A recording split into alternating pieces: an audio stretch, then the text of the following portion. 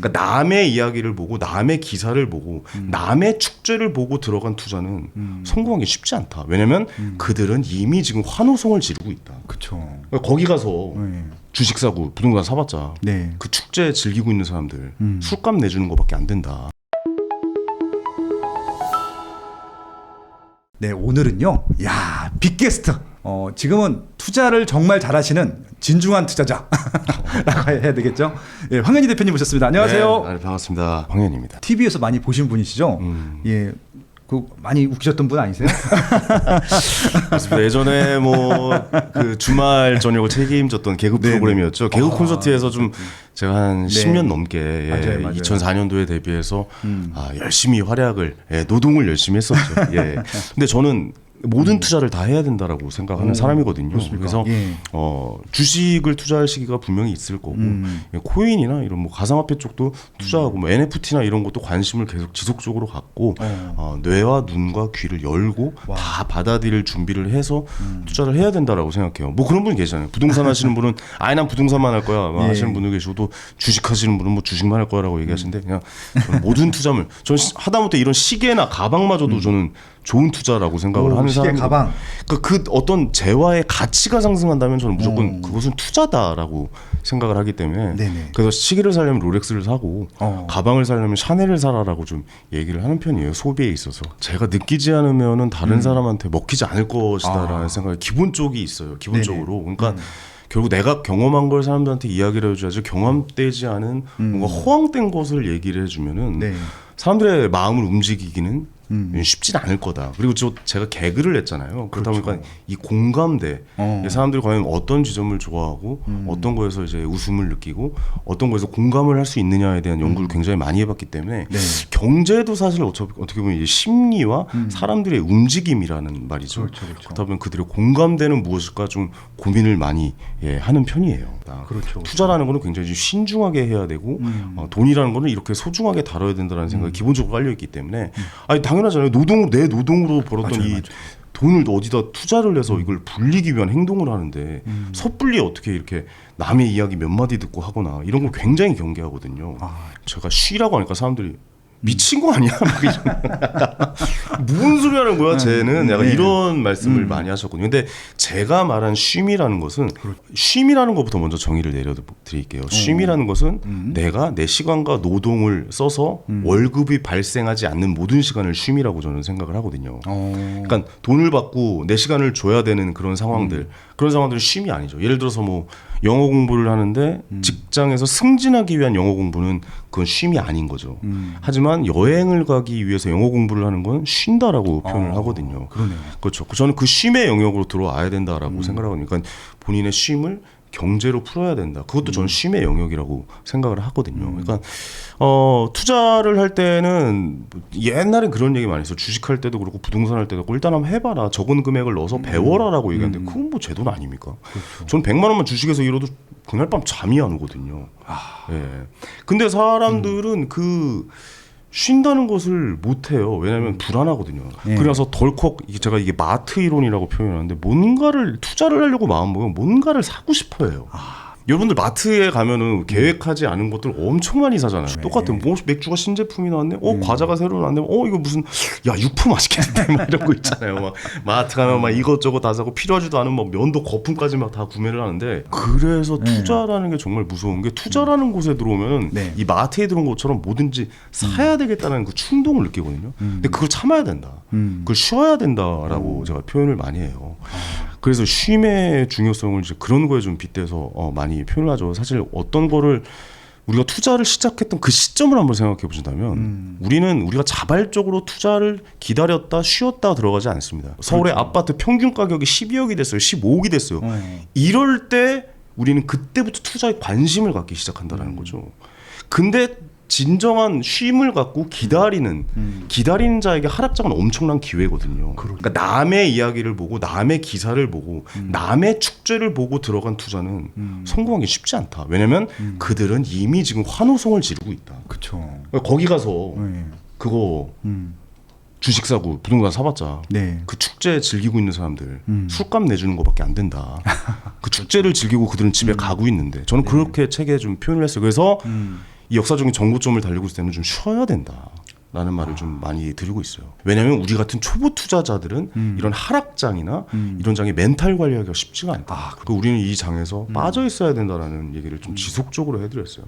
쉬어야 또 객관적으로 볼 수가 있거든요. 왜 그러냐면 안 쉬고 그 투자에 우리가 올라타잖아요. 말에 타고 있으면 그 말이 달리는 방향을 보고 있어야 되잖아요. 근데 말에서 내려와야 됩니다. 그러니까 무슨 말이냐면 테슬라를 예를 들어 주식을 샀어요. 그러면 그때부터 테슬라가 오를 것 같다라는 기사만 봐요.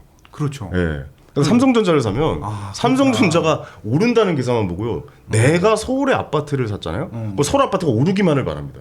이게 확증 편향이거든요. 확증 편향. 그렇습니다. 예. 내가 그 편에 있기 때문에 그 편이 당연히 좋아 보이는 거거든요. 네네. 그러다 큰 이제 고비를 맞이하면 그때 이게 아니었구나라는 생각을 들게 하는데 그래서 저는 아예 투자를 이제 준비를 하시려면 긴 시간 칼을 갈아서 기회가 왔다 싶을 때 깊숙이 찔러 넣으셔야 된다. 쉬면서 그 기회를 엿보셔야 된다는 말을 지속적으로 드리고 있거든요. 네네. 유행이 돌고 돈다고 하잖아요. 그렇죠. 전 투자물도 마찬가지라고 생각하거든요. 근데 유행이 돌 때 예를 들어서 지금 제가 입고 있는 이런 옷들 이 빅 사이즈잖아요. 근데 이게 저 중학교 때 유행하던 거거든요. 약간 힙합스럽게 입는. 그렇죠. 예전에. 예. 근데 전 중학생 때부터 그 옷을 계속 이 주구장창 이것만 입고 있었다라고 생각하고 기다리고 있었다면 저는 갑자기 어느 순간 패셔니스타가 돼 있는 거죠. 왜냐? 그러네. 예. 길목을 지켰으니까 가능했더니. 근데 예. 계속 따라갑니다. 유행하는 패션 무슨 뭐 복고 무슨 힙합 막 계속 쫓아가면 이 지점을 만날 수가 없다니까요. 그러니까 이 쫓아간다는 의미는 기사를 보고 투자를 한다거나 유튜브 몇 개 보고 투자를 한다거나 지금 축제의 함성 소리에 같이 편승해서 투자를 하는 경우가 되는 거고. 근데 이제 투자도 마찬가지거든요. 서울에 부동산이 올랐다. 그럼 부동산 가고 또 주식이 올랐다면 주식으로 가고 가상화폐가 또 뭐 몇만 달러 돌파했대 그럼 거기 또 따라가고 그 이렇게 따라다니다 보면 절대 그 지점을 만날 수가 없다. 쉬면서 길목을 지키고 얘가 언제건 걸려서 같이 그 주변에 부동산 특히 아파트로 돈을 많이 벌었다는 분이 많다는 건 자발적 기다림이 아니라 타발적 쉼을 하고 계셨던 경우가 많아요. 맞아요. 그러니까 부동산이라는 게 유동성이니까 현금의 이 환급성이 그렇게 뛰어나지 않다 보니까 네네. 집을 오래 소유하고 계시다 보니까 그 집값이 상승기에 맞아 떨어지면서 굉장히 상승하는 그런 상황을 많이 마주하게 되는 거죠. 근데 누군가는 또 지금이 기회다라고 맞아요. 또 얘기를 하는 반면 이게 이제 본격적인 위기가 오고 있고 아직 진짜 위기는 오지 않았다. 뭐 이렇게 말씀하시는 분들도 있는데 지금은 어떤 포지션으로 접근하고 대응해야 되는지 한번 20대 동생한테 좀 조언을 해주시면 좋을 것 같아요. 저는 진짜 20, 30대 청년분들한테 해드리고 싶은 말이 너무 많은데 그래요. 잘 한번 생각해 보세요. 뭐 우리가 단순하게 그런 생각을 하면 집값이 몇 % 하락이 되면 네. 그때 서울에 아파트를 사야지. 삼성전자가 떨어지면 그때 사야지. 완전 반토막이 나거나 경제 위기가 오면 그때 주식을 사야지라는 그 뇌피셜을 돌린단 말이죠 우리는. 네네. 근데 그냥 아무런 공부 없이 뇌피셜만 돌렸다 그 투자물 절대 못 잡습니다. 그거 못 잡아요. 네. 위기다라고 생각해서 아무것도 안 하고 또 이제 좀 지나면 이걸 사야지라고 해서 마음을 먹고 단순하게 그렇게 투자 접근했다가는 진짜 아무것도 못 합니다. 그래서 저는 지금 그런 목표 주가도 본인이 한번 설정을 해 보시고 그다음에 부동산에 대해서도 역시 이제 가격도 한번 본인이 공부도 해보시고. 그러니까 경제라는 건 그런 임팩트를 주는 거죠. 그러니까 이거 예상을 할 수가 없어요. 그러니까 이 시장은 그냥 대응의 영역으로 이렇게 대응을 해야겠지라는 그 시뮬레이션을 한번 그려봐야지. 떨어지면 사야지. 맞추려고 하고 맞춰봤자 아무 이득될 게 없다. 예, 대응을 잘하는 게 맞아요. 경제에서는 가장 기본이다라고 좀 말씀드리고 싶어요. 이 껄무새라고 보통 표현을 많이 하거든요. 저는 라면의 법칙이라고 하거든요. 그때 샀더라면, 야, 내가 그때 팔았더라면, 멋지다. 예. 내가 그때 그걸 했었더라면, 뭐 약간 이런 말들 많이 하는데 아무 도움이 안 됩니다. 2030 세대는 가장 집중을 해야 되는 게 저는 이 말씀도 꼭 많이 드리거든요. 노동의 가치를 충분히 느끼셔야 된다. 야, 노동의 가치. 제가 이 말도 많이 들었는데 시드머니를 열심히 모으셔서 막 그런 분들 요즘 계세요. 약간 잠깐의 운이 좋아서 약간 이제 주식의 상승을 맛보시고 부동산 상승을 맛보시면 나 이제 전업 투자자 할 거야. 일 그만두고 큰 코 다치고 있거든요. 저도 개그맨으로서 그 어렵다는 상위 0.1%가 나머지 99.9%의 돈을 가져오는 그 연예계라는 곳에서 저도 10년 넘게 노동을 통해서 시드머니를 모았거든요. 저는 진짜 너무 힘들었습니다. 진짜. 예. 노동으로서 현금의 흐름을 발생을 시키셔야 된다. 어느 정도 시드가 모일 때까지는 그 말씀을 꼭 좀 드리고 싶었어요. 근데 대부분 사람들은 내게 온 시간이 정말 지나고 보면은 이제 기회의 시간인 건 알지만 지나면 알죠. 예, 실제 그 맞이한 그 당장의 현실에 있어서는 어렵죠. 이게 기회인지 아닌지 몰랐을 거잖아요. 맞아요, 맞아요. 대표님께서는 어떻게 자기 확신을 하시고 그 타이밍에 어떻게 들어갈 수 있었는지 이걸 여쭤보네요. 이게 부동산 할 때니까 제가 첫 투자를 할 때로 거슬러 올라가 보면은 그러니까 제가 2014년도에 이제 네. 교육 콘서트 퇴출이 됐어요. 잘린 거죠. 그러니까 저는 이제 실업자가 된 거예요. 네. 그러니까 저는 이제 일을 하면서 제 스스로를 약간 좀 더 업그레이드 시키고 있다고 생각하는데 아니었던 거죠. 재산을 깎아먹고 있었던 거예요. 네. 저는 저의 그 무형 자산이 잘 늘어나고 있다고 생각했는데 그러니까 저는 계속 똑같은 캐릭터 황현희식 개그를 하고 칭찬은 들었지만 항상 개그의 패턴이 똑같고 뭐 제가 생각해도 지금 그래요. 뭐 시청자분 안녕하십니까. 항상 소비자를 위해 최선을 다하는 황현희 PD 소비자고래 황현희입니다. 우리는 살면서 많은 진실과 마주하게 됩니다. 막 이런 다 톤이라는 거죠. 시청자가 어느 순간부터 안 웃고 네. 그러니까 시장이 변한 거죠. 그러니까 공개 코미디 자체도 그때부터 시청률이 떨어지고 쇠퇴하기 시작하고 그러니까 예측을 못한 거죠. 그러니까 세상이 변하는 거를 몰랐던 거죠. 거기에 매몰돼 있었거든요. 네. 이 직업을 평생 할 줄 알았고 이 돈을 평생 벌 줄 알고 그렇게 데뷔를 하고 있다가 2014년에 퇴출이 된 거죠. 그래서 저는 지금 너무 막 그때 막 술이 없으면 잠을 못 자고 한 6개월 정도 진짜 은둔형 외톨이처럼 집에만 있다가 제가 유일하게 이제 소유할 수 있는 장르는 무엇인가 이렇게 일이라는 건 내가 소유할 수 없구나라는 걸 느끼고 소유할 수 있는 장르는 무엇인가라는 고민 끝에 나온 게 돈은 내가 소유할 수 있다. 돈. 네. 이 자본, 네네. 이 시드머니는 내가 지금 잘려서 있는데 내가 통장을 열어봤더니 저희 시드머니가 남아요. 그때 노동과 시간력을 써서 창출해낸 이 시드머니가 남아있는 거예요. 이거는 온전히 내게 될 수 있겠다. 왜냐면 이걸 누가 가져가요? 부모님이 가져가거나 그러진 않을 거 아니에요. 네네. 누가 몰래 가져가면 그건 범죄잖아요. 이거는 내가 크게 키울 수 있겠다. 이거는 나에게 시간을 선물해 줄 수 있는 수단이 될 수가 있겠다라는 생각해서 그때부터 이제 첫 경제 공부를 어떻게 할까 하다 이제 대학원을 갔어요. 대학원. 예. 그래서 원론을 배웠죠. 그러니까 근데 저는 어떻게 해야 될지 모르니까 뭘 공부해야 돼라는 생각이 대학원 가서 이제 원론을 배우다 3학기 만에 휴학을 했죠. 왜냐면 이제 등록금이 너무 비싸가지고. 예. 그때 막 다른 분들은 그 회사에서 지원이 되더라고요. 등록금이. 그 지원이 되는 데가 복지 있고, 혜택이 있더라고요. 안 되는 데가 있고래요. 네. 저만 생돈을 받고 있었던 거예요. 거기 다 막 유명한 그 금융회사 다니시는 경제대학원이니까 뭐 외국계 회사도 계시고 그런 데는 지원해주겠지. 예, 뭐 M&A 하고 뭐 이런 분들이다 보니까 다 해주는데 저만 생돈 들어가고 있어서 제가 그때부터 그걸 끊고 네. 서점으로 달려갔어요. 서점으로 달려가지고 그때부터 그 자판에 깔려 있는 책들을 다 읽기 시작했어요. 자판에 깔려 있는 책을 다 읽기 시작했는데 그때 당시에 이제 유행하던 자판에 깔려 있던 책은 서울 부동산은 끝났다, 부동산으로 돈 버는 시기는 끝났다, 도쿄의 버블 시즌 2가 서울에서 열린다, 뭐 이런 책들이 아주 뭐 그냥 화랑을 이루고 있었던 네 그런 상태였죠. 14년도가 그랬죠. 네. 맞아요. 좀 의아한 거예요. 왜 여기서 이렇게 이야기를 하고 있을까? 근데 이게 지금 생각해 보면.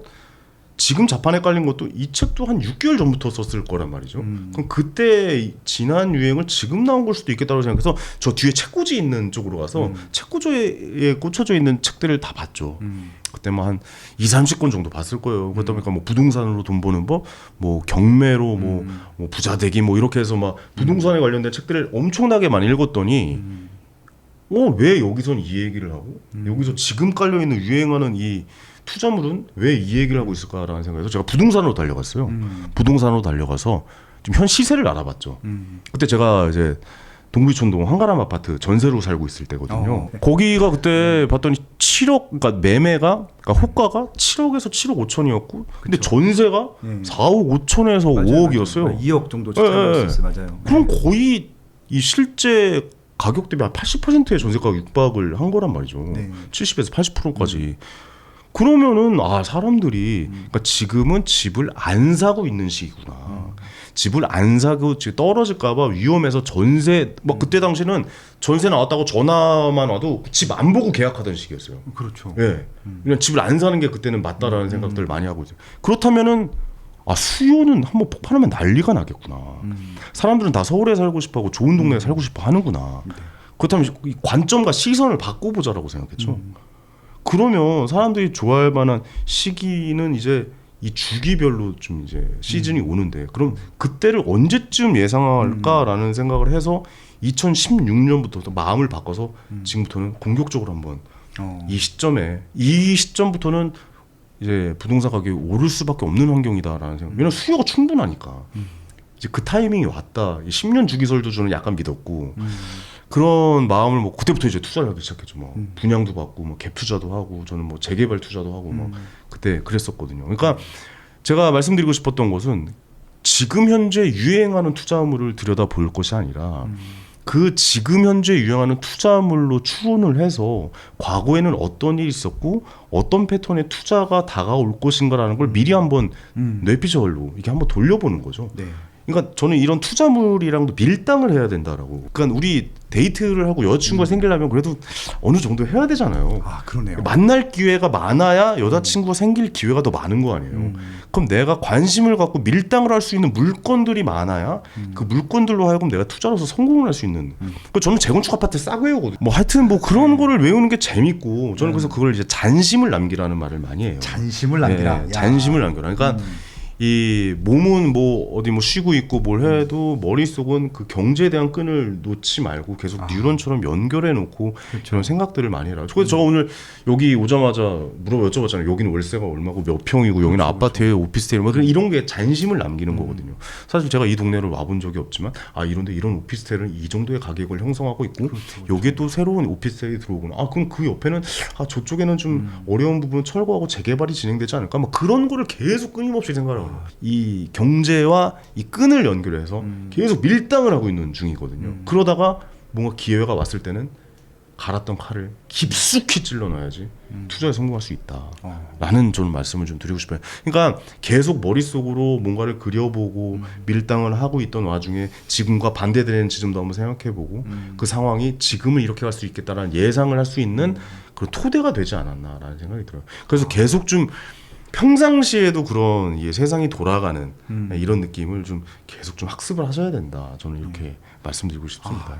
그때 되게 꿈틀꿈틀할 때였는데 2014년은 사실 하락 시즌이었고 약간 꿈틀꿈틀하다가 2015년부터 반등이 좀 시작해서 2016년도부터 또 약간 또 빠졌다 다시 약간 올라가는 약간 했는데 여기서 한번 폭발하겠다라는 생각이 들어요. 2년 동안 그 시장을 내가 아까 말씀드렸다시피 그 시장 말에 올라타지 말고 밖에서 제3의 시선으로 객관적으로 저 투자물을 바라보고 어떻게 될 것인가 예상을 하고 이제 들어갔던 것이었죠. 그러네요. 그 주식 시장도 마찬가지였어요. 주식 시장도 이제 제가 친한 세무사가 그런 얘기를 하더라고요. 부동산 부자는 사실 삶이 뭐 그렇게 이 돈이 현실적으로 좀 잘 돌아가지 않기 때문에 그렇죠. 쉽게 팔 수 없잖아요. 그냥 묶인 거고 또 한동안 갖고 해야 되니까. 그렇죠. 그래서 삶이 다이나믹하게 나아지지 않는다라고 얘기를 하더라고요. 근데 맞아요. 이 주식하시는 분은 눈에 띄게 이런 그럼요. 삶이 변하는 게 보인다라고 해서 그때부터 제가 그 말 듣고 무릎을 탁 치고 나서 공부를 시작했거든요. 주식도. 그리고 나서 주식도 못 들어갔어요. 너무 사고 싶었는데 네. 그때도 또 2년 동안 못 들어가다가 계속 기다리다가 그러니까 제가 말은 이렇게 기다린다라고 얘기하지 정말 뭐 인내와 고통의 시간이에요. 뭐 나가서 찬물로 샤워하고 뭐 뛰고 안돼 사면 안돼 네가 지금 돈 벌 시장이 아니야 뭐 이렇게 해서 뛰어도 부동산 때도 마찬가지 아니야 더 기다려야 돼 조금만 더 공부하고 이거 잠깐 이거 좀 올라가고 몰라겠다 막 이게 밤새도록 고민하고 지금 말은 이렇게 쉽게 하지만 막 머리도 책상에다 박고 막 소리도 지르고 비 올 때 뛰어다니고 막 그런 고통의 시간이 있었기 때문에 투자에 대한 확신이 있었다. 본인한테 맞는 투자법을 선택을 하셔야지 뭐 저를 따라 하신다고 해도 그것도 맞는 투자가 아니고 일반 그 초보 투자자들이 굉장히 큰 실패를 겪는 것 중에 하나가 굉장히 고수들의 투자 방법을 선택을 하셨다가 많이 맞아요. 실패를 보시는 분 많거든요. 네. 그러니까 자기에 맞는 투자법을 분명히 찾으셔야 된다는 말씀 먼저 드리고 뉴스에서 기사에서 연예인 생활을 접고 파이어족이 되셨다라는 기사를 본 적이 있는데 네. 지금 파이어족이라고 말씀드려도 되는 거예요? 아니면 어떻게? 파이어족이라는 거는 그러니까 뭐 이게 기준이 참 개인마다인데 파이어족이라는 게 이제 더 이상 일하지 않아도 이제 돈의 흐름이 발생하는 그렇죠. 그러니까 뭐. 경제적으로 전혀 힘들지 않은 상황을 네. 파이어족이라고 많이 하는데 저는 어떻게 표현하냐면 제가 정의를 내리는 파이어족은 네. 저는 약간 다른 게 저는 하고 싶지 않은 일을 안 할 수 있으면 파이어족이다. 그렇죠. 하고 싶은 일을 해야 되잖아요. 그러니까 맞아요. 사람이 파이어족이라고 해서 아예 떠나고 싶은 사람도 있지만 하고 싶은 일을 재밌잖아요. 또 그쵸. 일이 성취할 수 있는 이런 것도 좀 굉장히 좀 재밌는 시간이잖아요. 저는 그게 핵심인 것 같아요. 경제적 자유는 내가 하고 싶은 일을 마음껏 할 수 있는 내가 하기 싫은 일은 아예 안 할 수 있는 그런 상황이 경제적 자유다라고 좀 정의를 내리고 있거든요. 그래서 저는 제가 하기 싫은 일은 아예 안 합니다. 뭐 예를 들어 이제 개그를 짜는 일이 너무 힘들어가지고 굉장히 치열한 거죠. 그러니까 누군가 하나가 새 코너가 들어오면 누군가 하나 나가야 되고 그렇죠. 이게 자유 경쟁 이 상황이 너무 힘들고 뭐 흔히 말해서 빡세대라는 표현을 많이 하잖아요. 그래서 너무 힘들게 그 일을 하다 보니까 물론 되게 좀 컨텐츠를 만들어내고 내 개그를 보여준다라는 거에서 굉장히 의미가 있고 좋지만 그 기타 외적인 이 시스템들이 너무 사람을 힘들게 하는 거예요. 네. 네. 그리고 그쪽에서는 얘기하는 게 거의 그러니까 엉덩이로 개그를 하라라고 많이 얘기를 해서 그러니까 엉덩이에 의자를 오래 붙이고 앉아있고 아이디어 회의를 오래 하는 사람을 잘하는 사람으로 인정을 해줘서 저는 그게 너무 힘들었거든요. 사실 아이디어는 절대 그렇게 나오는 게 아닌데 그래서 이제 그런 일들 그렇게 힘들게 머리를 싸매 그러니까 물론 개그를 하는 것도 너무 좋지만 머리를 싸매서까지 할 수 있는 일은 피한다.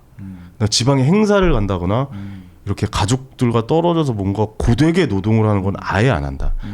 그리고 저는 예능을 참 잘 못해요. 왜냐면 좀 낯설고 제가 좀 낯가림도 심하고 근데 막 그런 데 나가면 미치겠는 거야. 스타 골든벨 막 이런 데 있잖아요. 옛날에 뭐 세 바퀴 뭐 이런 떼샷 예능이라고 하거든요. 그러니까 사람들이 있어도 말을 잘 안 하는데 제가 너무 많은 그 정말 최정상급의 연예인분들에서 웃겨야 되는 거잖아요. 네. 그 너무 힘든 거예요, 저는. 뭐 저는 이렇게 지붕이 있고 사람이 3명 안쪽에 있는 이 상황에서 이야기하는 걸 좋아하는 사람인데 뭐 이렇게 때로 해서 그 사람의 말을 끊고 들어가서 내가 그 기로 이겨내야 되고 막 이런 상황들이 너무 힘들게 하다 보니까 이제 그런 것은 들어와도 죄송합니다. 제가 너무 힘들어서 못 나가겠습니다라고 이제 얘기할 수 있는 상황까지 왔다. 그게 저에게는 경제적 자유다라고 말씀드리고 싶습니다. 제가 하고 싶은 일만 하다 보니까 일주일에 일하는 시간이 별로 안 돼요. 그냥 애가 자라나는 모습을 그냥 온전히 지켜볼 수 있고 주말마다 어디 맨날 뭐 어디 수영장 가고 놀러 가고 저희가 한강 여기 물빛 광장 같은데 자주 가거든요.